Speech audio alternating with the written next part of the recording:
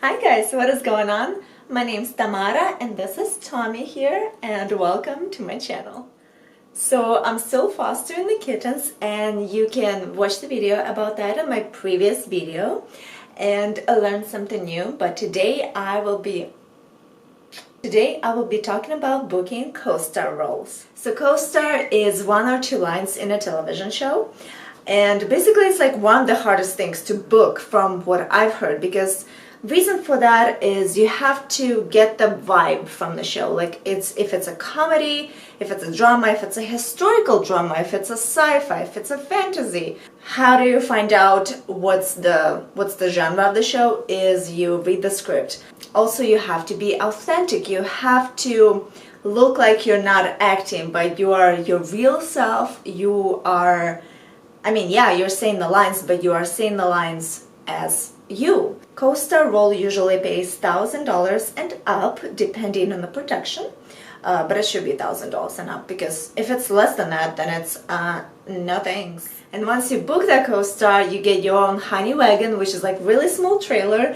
It's bit claustrophobic. I don't know, it is for me anyway. There's always like a table there, like a mirror. They might have a toilet. That I experienced on my last co-star thing that I booked, which was really interesting. So mirror, toilet, no toilet, depends.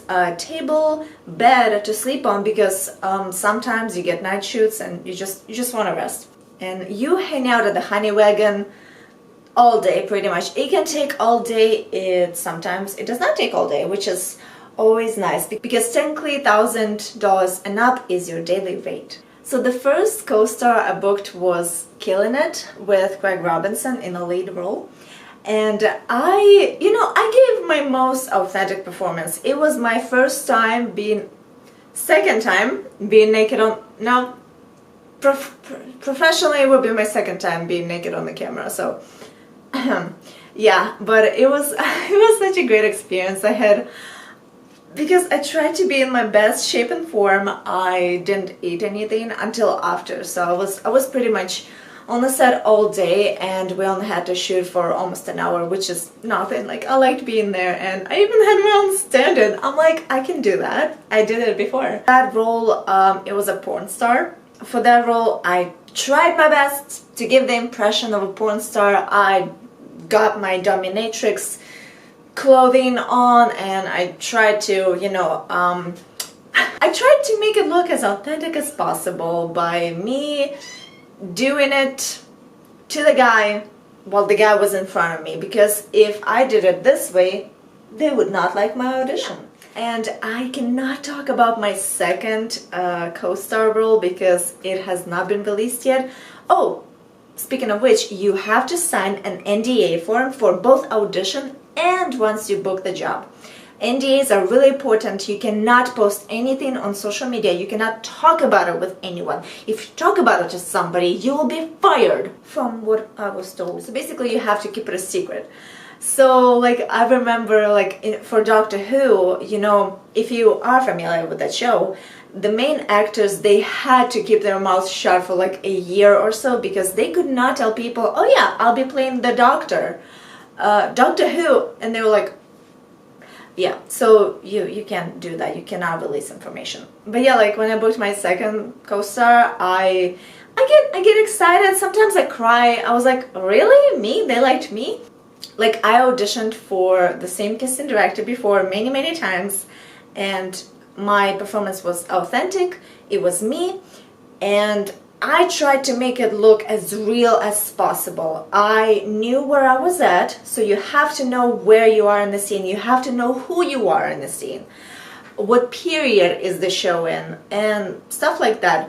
What, where, how, dodge, dip, duck, duke, dive, dodgeball. From what I read on Google, which is not always correct, it's like sometimes casting director asks 500 people to audition.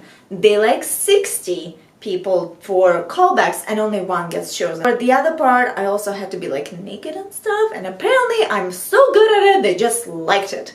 And it does help if you're a local, and even if you're like 4 hours away, that still helps. So for the first co-star role, I had to be absolutely 110% comfortable with being naked and performing simulated sex scenes with an intimacy coordinator being there.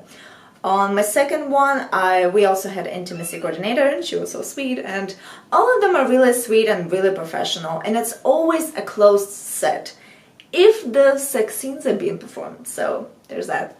So remember this, you have to know where you are, who you are, what is my character's relationship to other characters, and what time period it is. Anyway, so the casting directors, they would send you the script, and if it's not a pilot of the show, which really helps out a lot, then they will give you like a code name for the show.